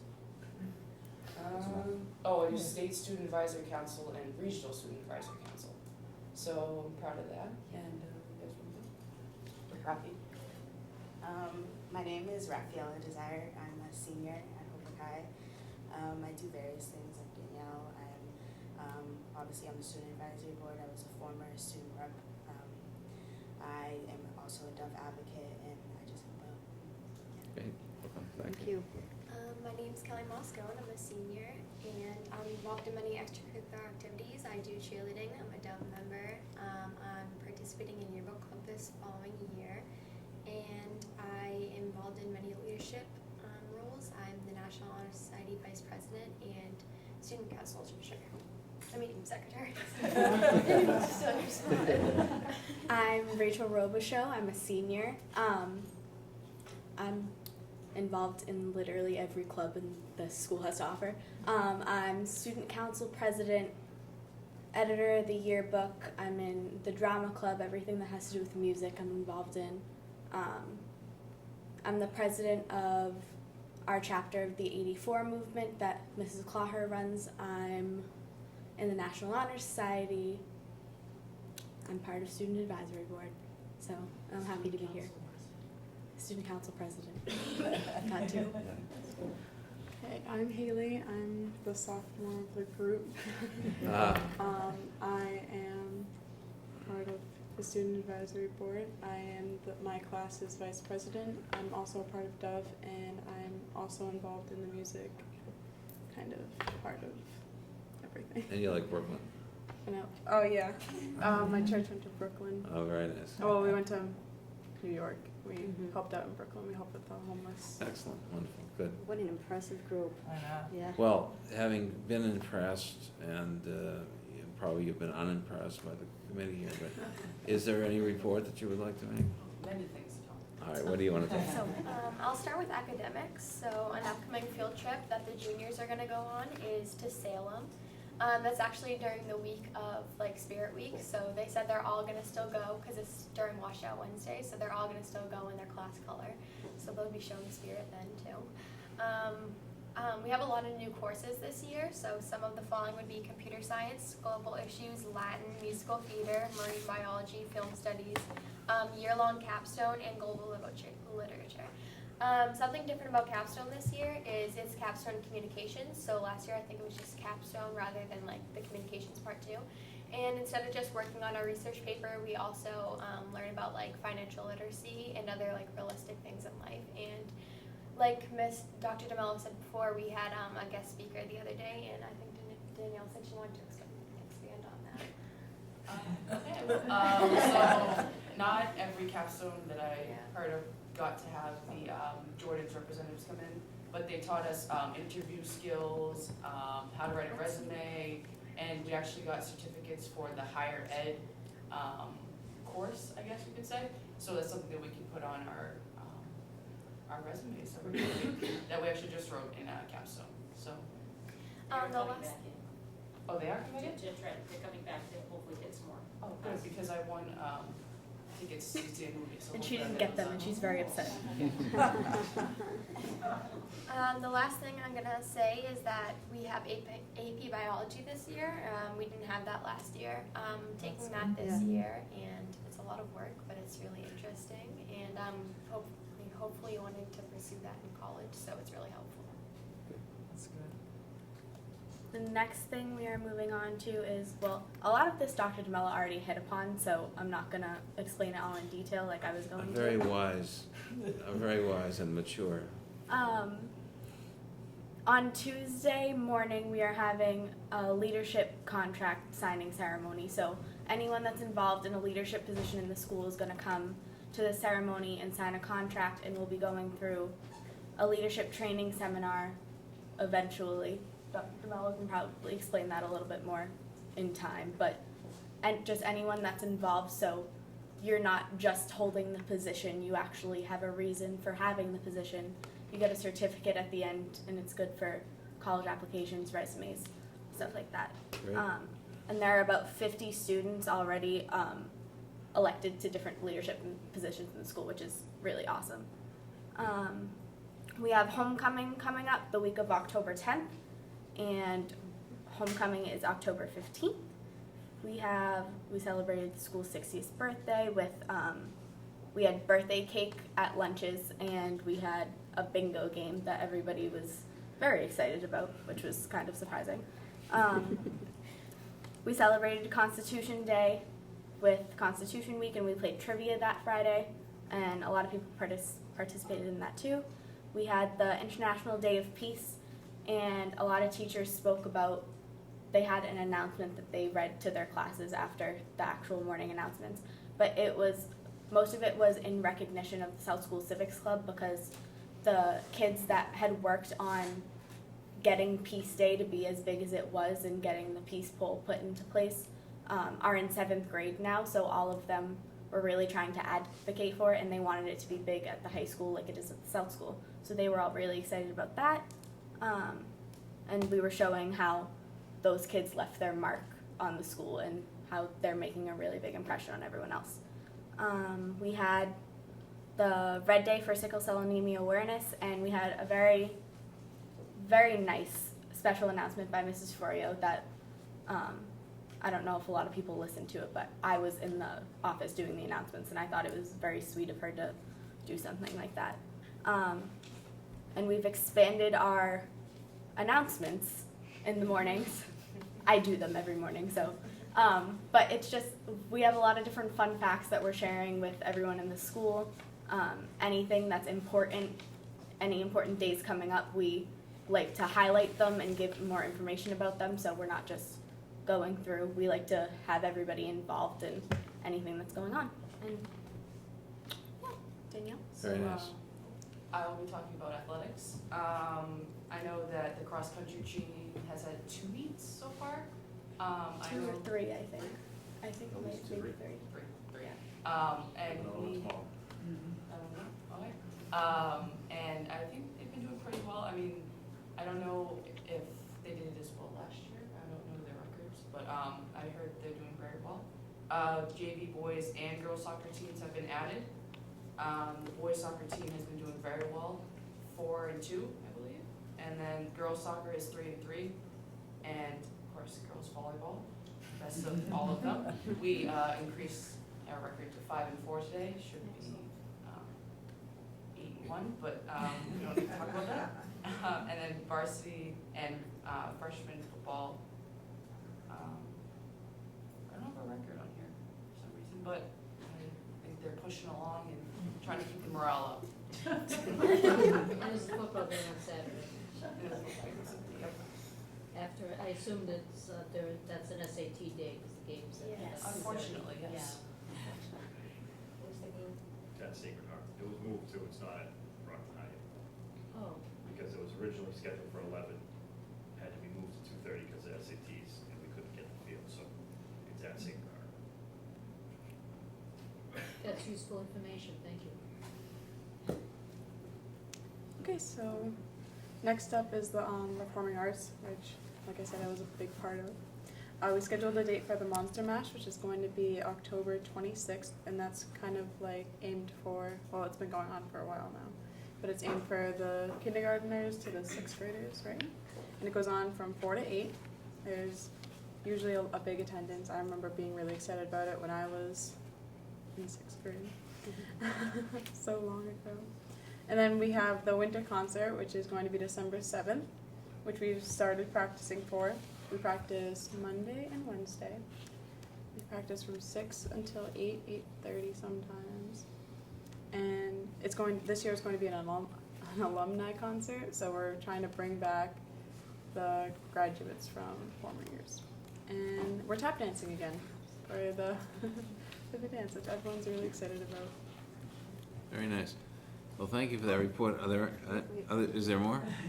Yeah. Oh, yes, I'm sorry, I'm Always, sorry. always more. Well, all the topics that I'm probably going to talk about, Dr. DeMello had already touched upon. So we have class meetings, the class officers and the class advisor usually speak upon those, and the students go to them and vote and talk about school ideas. Obviously expectations, keeping your grades up and everything. The 3 phrases that Dr. DeMello and all the staff have come up with: attitude is everything, persistence pays off, and leave your mark. I personally think those are really good because they boost up my confidence. We have the mock trial club, advised by Mr. Espy. They had their first meeting and it had about a dozen students, so that's really good. Picture days tomorrow. We have the college fair tomorrow as well from 1 to 2:10, so it's obviously an opportunity for the juniors and the seniors to look at the colleges that they're going to be applying to. So we have over 40 schools, about I think 42. 7th graders last year had the civics club. They're going to be going to the State House to see the governor to sign their Peace Day bill, as it has been approved by the House and the Senate, and homecoming. So the homecoming grand marshal is going to be Mr. Monteith, and I hope you look forward to the volleyball game at 10:30. I will be there. All right, so I will now say thank you very much for that, and if you do want to stay, please stay. If you want to do your homework or feel compelled, constrained to do it, please go ahead and do it. Thank you. Thank you very much. You know what, I love the reports, their reports, they all use electronics. They're not Yeah. on this pile of paper, which is great, you know? Oh, this is Yeah, great. yeah, Yeah. yeah, that's great. They can see that printing out. Yeah. Great, thank you. Very Okay, comprehensive. so now we're going to turn to school subcommittee. This is school subcommittee member report, but I don't know what that It means. should But be school committee, subcommittee. yeah, so anyway, in any event, we know what it means. Are there any subcommittees who would like to make a report? Yes, Um, Member Davis. Well, I guess it's under the survey update. Yeah. You have a copy of the updated survey. A few of the questions were updated. I sent the draft to the 3 principals, the superintendent, and the HEA president. And the HEA president said that it looks pretty much like the survey we gave last year. So their concerns remain the same over open-ended responses and the validity of the responses. And yes, the majority of the questions are the same, so that we can track the responses over time and give validity to the survey. And there are no open-ended questions because of the HEA concerns. So I don't know if anybody has any comments, but I'd like to send it out next month. Why next month? Let me ask you Well, that. so we can get the responses back, to keep it open till early, mid-November, so that we're How- using it When to did we drive do it the last budget. year? When did we do it last year? Well, we did it in the spring because I couldn't get our act together, and there was so much going back and forth. Now there are minimal changes. Do you think it's too much survey too soon? That's my guess. Well, I mean, I think the idea was that we would do this every fall, because then we can use it to drive the budget. I mean, that was the idea, as part of our goals, is to use responses and feedback to assist in, So we budget did one in the development. spring, and now we're gonna do one in the fall. I'm just wondering whether well, and that's, then we'll do it in every fall. I mean, that was the idea, that was the original plan, right. using it to assist us in what needs, I'm just wondering, maybe wants, we should desires. grandfather it in for just a little bit later, so that it's not too close. I don't want it to become trivialized either, that's my concern. Because you put a lot of work into this, and I just don't want it to seem like, okay, we did one in the spring, now there's one in the fall, what are these surveys? I don't know how the rest of the membership feels about that. Well, yeah, what do you think? Well, first of all, I agree with the comment Barbara made about being consistent and maintaining a consistent survey. That it's most useful that way, I think, to make comparisons. agree with that. every year. And I think we should be consistent with when we send it out, whether it's the fall or the spring. And it could be just as useful in the spring as far as informing the budget process. But we could do it either way, but I think we should try to, looking forward, try to be consistent with whatever we choose. If the goal is to inform the budget process, I don't see that all these questions relate to the budget. Some of them relate to, just understanding the concerns of the communication and stuff like that, which may not directly, Yeah, it's have- also yeah. because the little blurb that's in the header, which is not on the digital version, is the goal is to develop an effective communication strategy, Mhm. which it's early in the school year. If we're going to have a strategy, now would be a good time to do that. I mean, that was the intent, because if we were going to do it in the spring, there's no need to have it on the agenda in September.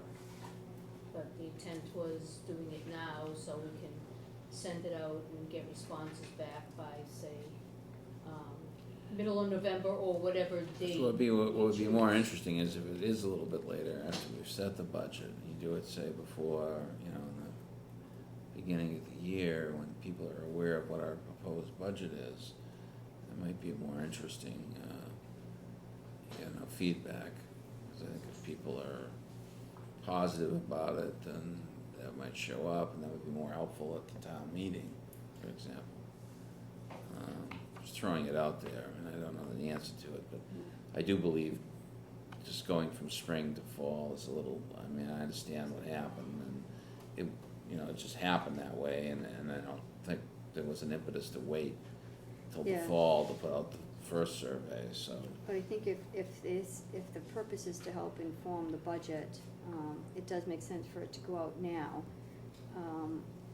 Although it can help to inform the budget for the subsequent year as well, so it's just, again. Well, I suppose we can do it, and let's see what happens. Yeah, and then look to consistently do it in the fall. Right, and Yeah. if the response is not what we expected, or if it's, there's a large drop off between the spring, well, then Mhm. we'll know perhaps it wasn't one of our best ideas, but then we'll be all set and we'll send it out next fall. Mhm.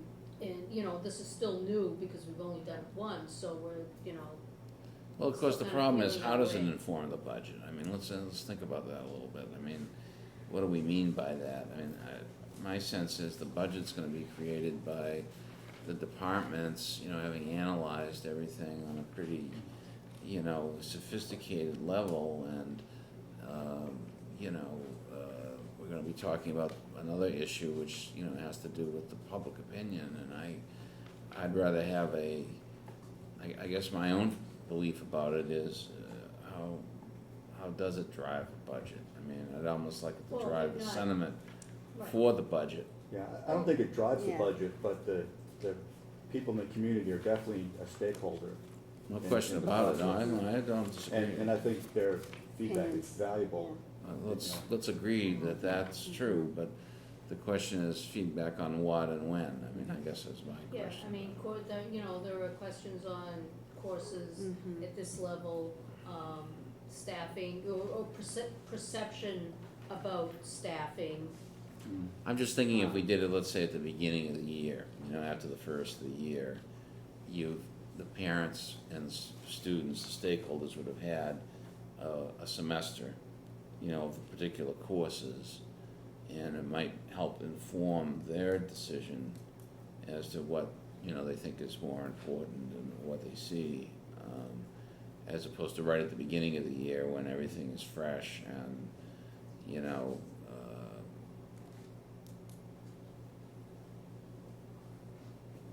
I'll do whatever the committee, I don't have a strong opinion on it, but my sense of it is I would think it might be more useful after the parents have had a semester under their belt with the existing courses, so they can kind of comprehend, they can relate to it on a very personal level as to what's been going on. just one voice. I don't feel real strongly either way. Yeah, I think it could be All right. benefits. So you know, what either way. what's the committee, do you feel, your recommendation is we do it in the fall? Is that, Is that your preference? I mean, Yeah. that would be my preference, given that, Then, yeah, here we are and having the you discussion. feel that way too, Mr. Flanagan? Yeah, I think that it's ready to go out, and and we're discussing it, so I think we Mhm. should plan to submit it. If nobody has Mhm. any, And we can see what kind of Comments, response we questions? get, like you suggested. and it- Just, did you take any questions out or add any questions? Is it different? I took a couple questions out, I added a couple questions. What questions did you add, just so in case I missed it? The questions on, foreign languages to both the junior, senior high school students and the parents. Oh, what they would like, that one? Yeah, and I kind of framed it to, you know, as we look to continue to expand course offerings, foreign languages is one possibility. Now, next year, we can look at, you know, another area and have a more specific question. Well, you know, let me just say this to you. Maybe I'm old-fashioned about this, but there is an academy, you know, and there's an expectation of what a well-rounded high school student should have. And granted, that evolves, and there are certain things on it, but, you know, that's not a democratic, if you will, decision. That's an academic decision, any more than, you know, and I know there's a balance between what the public is thinking, but if, for example, we're gonna add French, because it's a language of record, academic record, and people, and parents don't, you know, haven't been exposed to it, for example, or don't think it's important, I think we're still gonna have French, you know, because it's important for the students.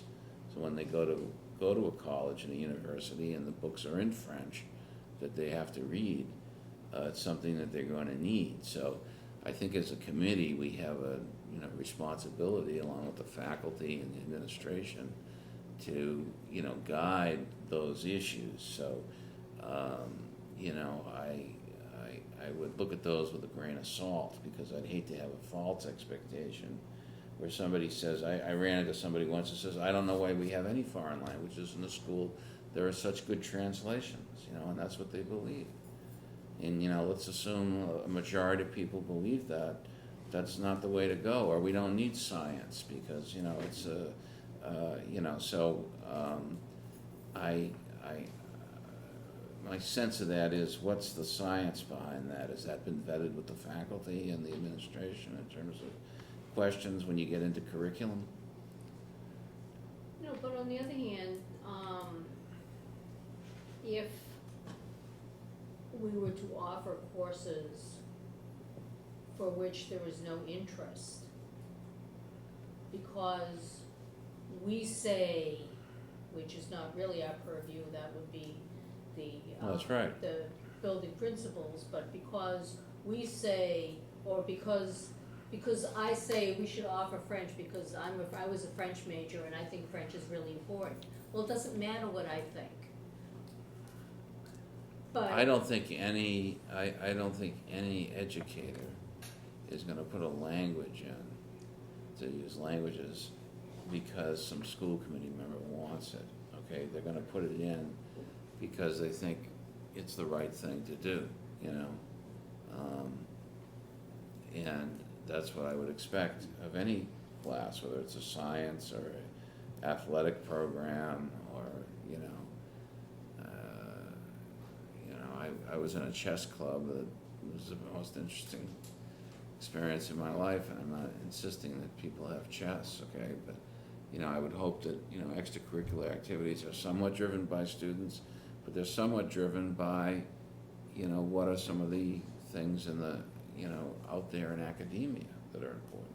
So if you take Latin, for example, it's the fastest growing foreign language in the United States, okay? That's a trend. That's not done because a particular school committee member, you know, happens to like it, for example. Or STEM, okay, or anything else. I hope that they're doing it not because somebody's pushing it, but because they think it's the right thing to do. Can I make a comment? Yes, ma'am. I know that you all have your opinions and entitled to them, but I think that our opinions and our parents' opinions do matter a lot, because if you offer a course, say you offer, for instance, a language like Japanese, and it's put into the curriculum and kids are not interested in that whatsoever, just because a group of teachers, or not specifically the board, but the principals or someone implements this, why would you implement a language that students have no interest in whatsoever, and then have them put minimal effort in and then have it be a waste of time? Do you think that happens? I don't want to bash anything that has been implemented, but I feel like sometimes things are put into place that kids aren't necessarily motivated to do well in, or aren't particularly motivated to put in the effort in order to excel in a course. Well, so let's eliminate trigonometry, for example, because, you know, students don't like it. I mean, is that, you know, does that make sense? I mean, No, but you learn trigonometry and geometry, so you're getting that in math course. well, anyway, it's an interesting roundtable discussion. I don't see the harm in putting it in, obviously, and letting the parents know, but I just want to put that caveat on it so that Well, of when course, people but- are getting a survey, they don't have a false expectation of Right, it. but it's also a way to gauge interest. I mean, there are other reasons, I mean, just using foreign languages, there are other reasons for having foreign languages. And it's not just because it's a language of academia. There's, you know, multiple uses. I mean, there's American Sign Language, which I think it would be awesome to get that offered somewhere, because it's, you know, there are reasons of practicality as well for certain courses, separate from the academic needs. I mean, that's why we have electives, so that students have other courses that perhaps interest them beyond what is required. You know, we have X number of required courses, but why can't we have more off the wall or outside of the box, or even quirky courses? Well, I think for they're our trying to do students that. I think, you know, expand listen to their- well, Dr. that- and that's- DeMello, Right, and that's trying to the do first that, step but on this. And it is about heightening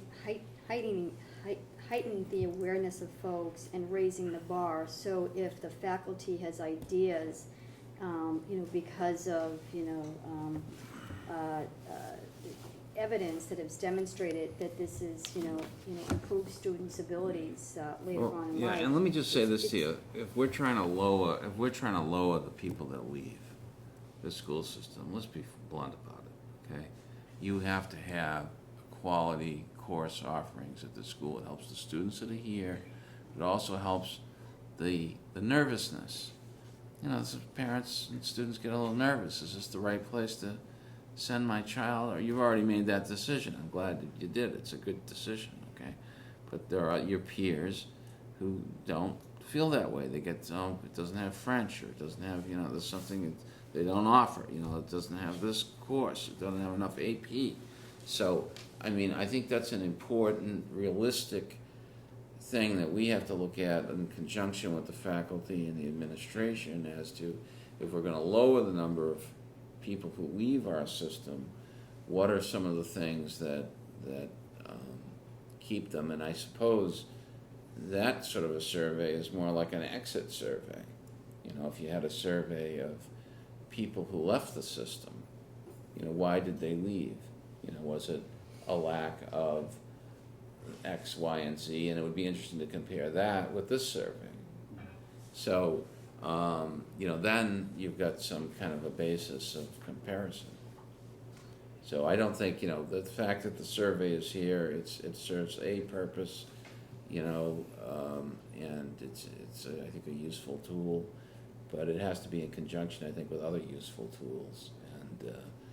in the whole pot. I think that's the only point I was trying to make, however convoluted it came It's out. the faculty taking it into consideration as they, determine what's in the best needs of the students to, maintain level one at the high school level and to, advance to level one at the South School. And also, once again, part of it is, to, develop a communication strategy. Mm-hmm.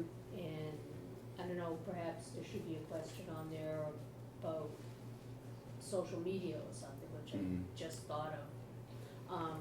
But are we getting the word out is also part of this. I think the results from the spring were pretty interesting. Some of it was not a surprise, but now running it, doing it a second time, and then a third time, we'll have a better idea of whether we're moving in the right direction. Or And- if the perception is that we're moving in the right direction. And speaking of an exit survey, I mean, this survey is in part directed towards recent alumni, and those are the results that interest me the most. And I hope that we can encourage more alumni participation, maybe with the budding alumni association. But I think that's the most interesting result, to hear students who have spent a year or two in college or maybe are out there Exactly, working. yeah. And a little How more- did we do? They're insightful at Right. that point, yeah. Did we prepare you well enough? Mm-hmm. That's the best feedback. And you do know that many of the alumni responses were not just the recent alumni, but my generation alumni. Yeah, good luck on that one, John, as you're gonna get the recent alumni. My sense is a lot of them say sayonara, but I could be wrong with that. But I think that's the most useful feedback. Well, all right, so I think we've talked about this, we've gone around. Does someone wanna make a motion on it? Motion to send the survey out? Yes. So moved. All right, any further discussion? All those in favor? All right, So I'll keep it open for what, 6 weeks? fine, What'd you do last, is that what you did last time? I don't know. I don't- that's fine. Yeah. 6 weeks it is. Okay, now we're going to turn to, any other reports, any other subcommittee reports? Any school member reports? All right, go ahead, Member Davis. Very short. I was at back-to-school nights at all 3 schools, good crowds, lots of good things going on. I've attended some soccer, volleyball, football, and parent group meetings. And we all got the book of the resolutions from the school committee association, since I am the official delegate. If anybody has any opinions, let me know. That's the end of my report. Okay, I'm gonna ask Beth to give a policy report on the co-curricular and extracurricular activities, if you would, Which one are we looking set at the now? scene. This one. Okay. So this, what were the changes on this one? They weren't, I mean, these were just a compilation of what we had found. Member Flanagan had asked us about the co-curricular and extracurricular activities, and they're spelled out pretty comprehensively in the existing policies. We provided a copy for each of you to look at. If you have any questions, we can take that up at another meeting. But one of the issues that did come up that I would ask Business Manager Lugo to touch on was that it came up about the arts, the way that was handled privately, and that my sense from reading all of the data and from the auditors is that perhaps is not the best practice going forward.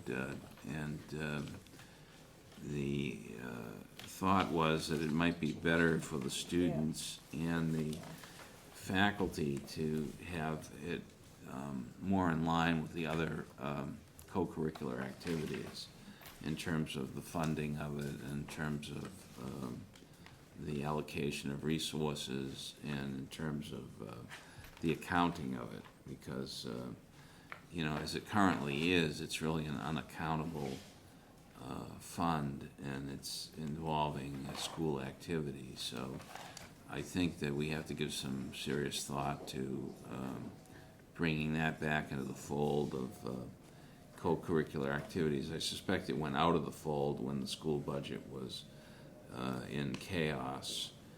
And I think what we want to do now is make it more predictable and a more predictable experience for both the students and the parents. Did you have a sense of that, Business Manager Lugo?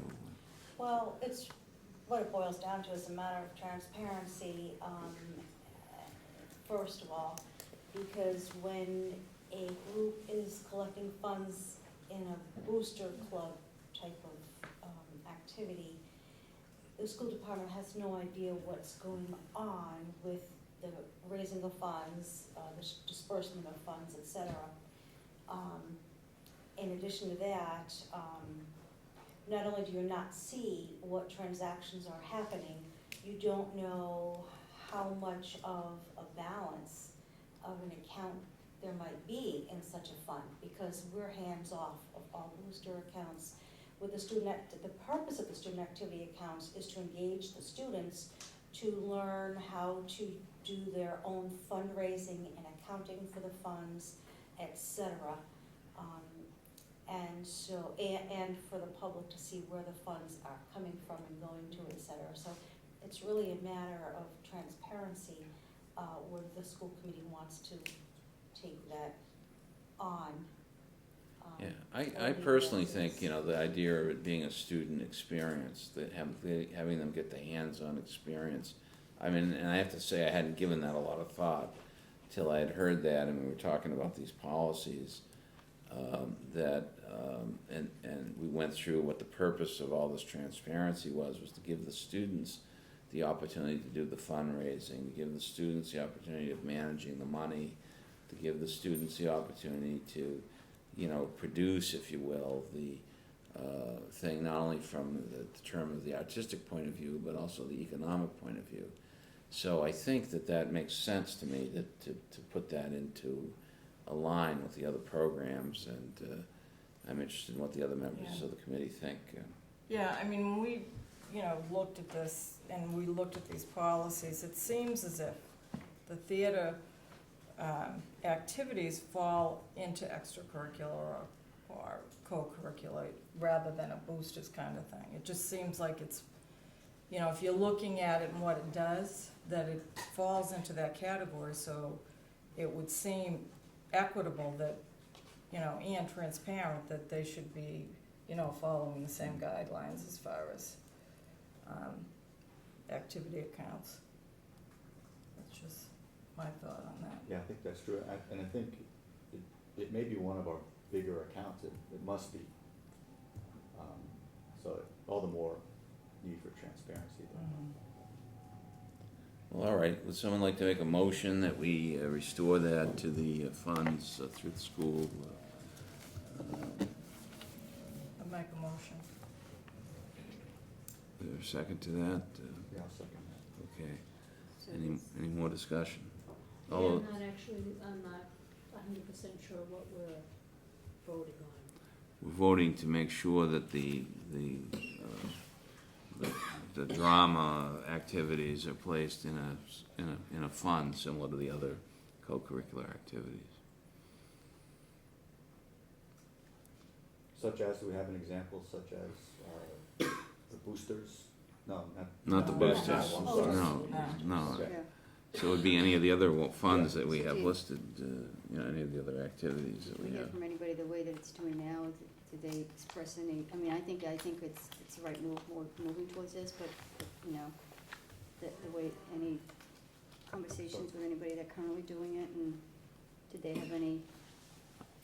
Well, we haven't talked to anyone about it, but I think it's a school issue. Ultimately, Mhm. it's a school drama involving the students. Didn't know if there's another side, just to, Well, I mean, it seems to me that it's still, you do have music parents, you have the high school parent group, and athletic boosters, and those are kind of,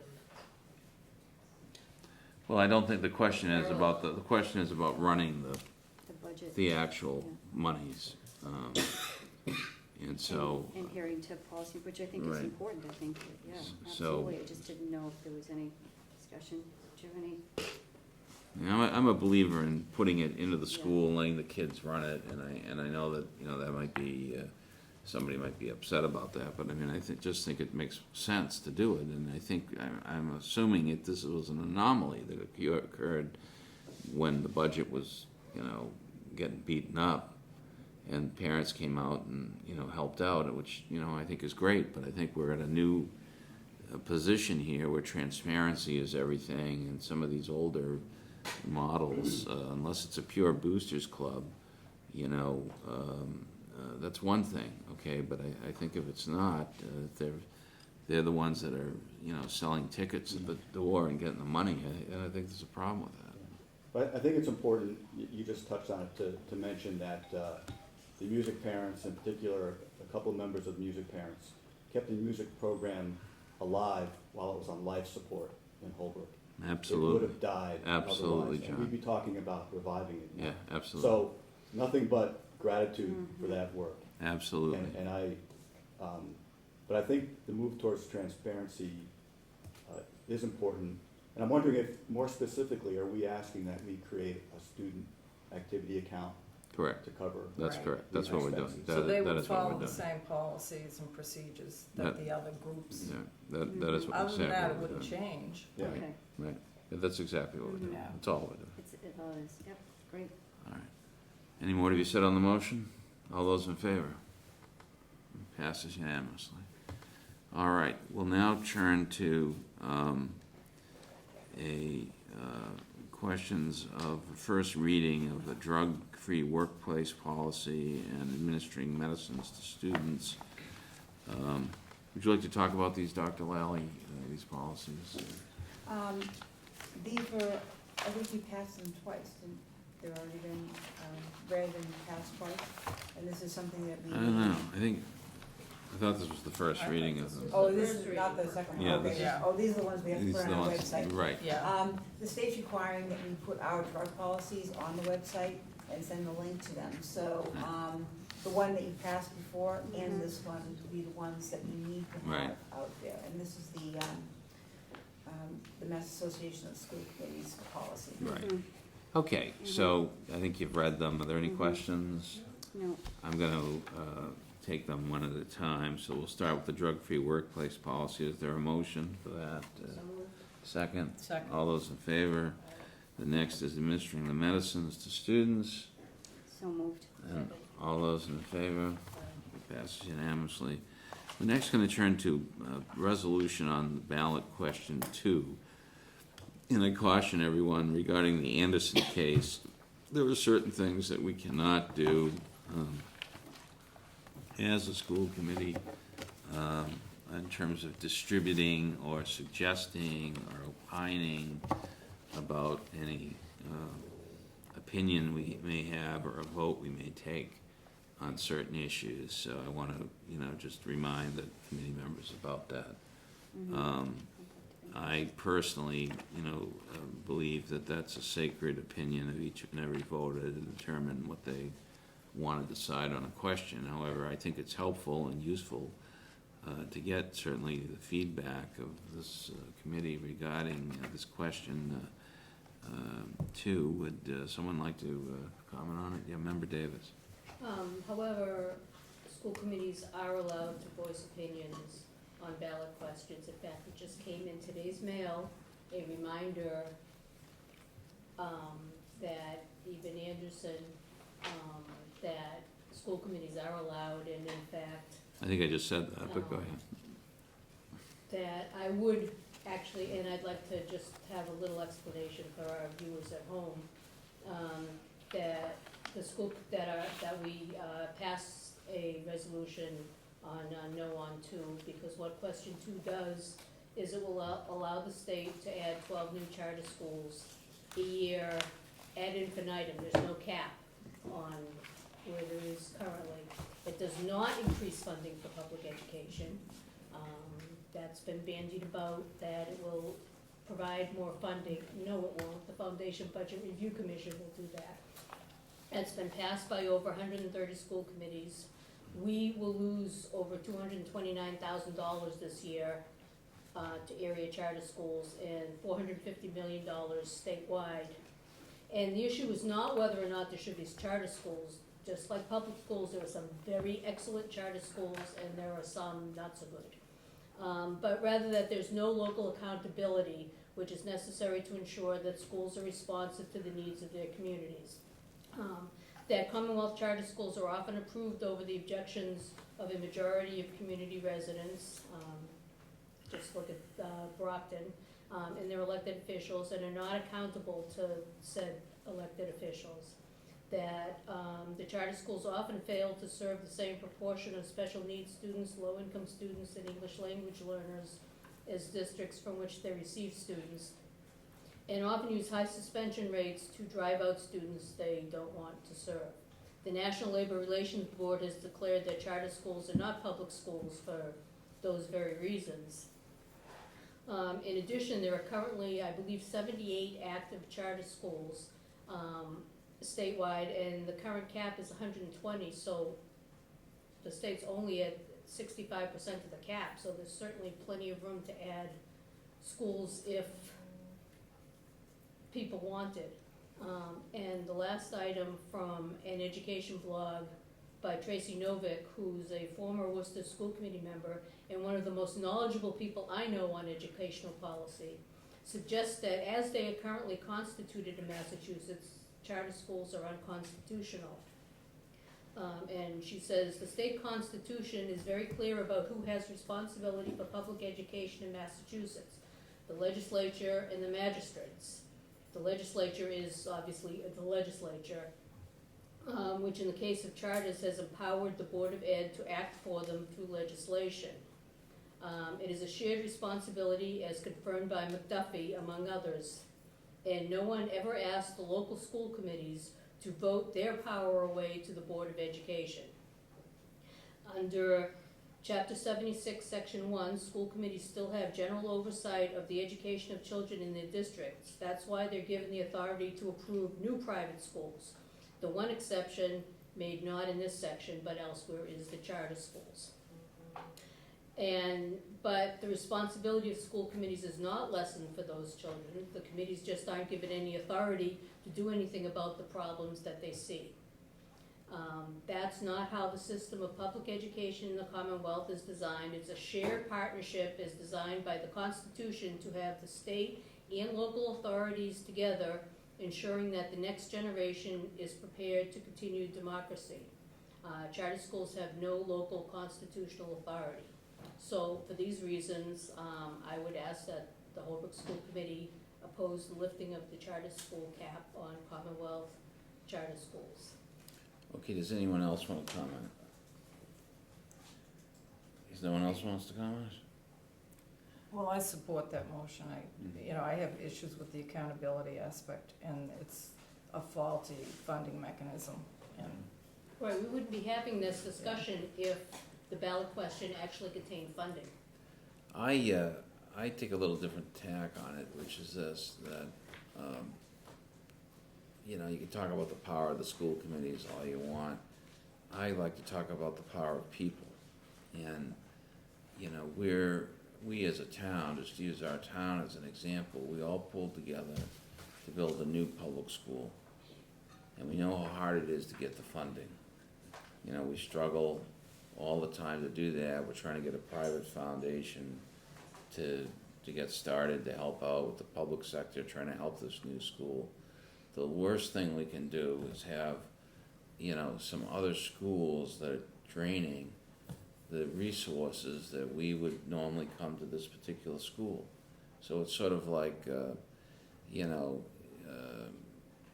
cutting your neck off, to do that and the situation that we are, at least in the town of Holbrook.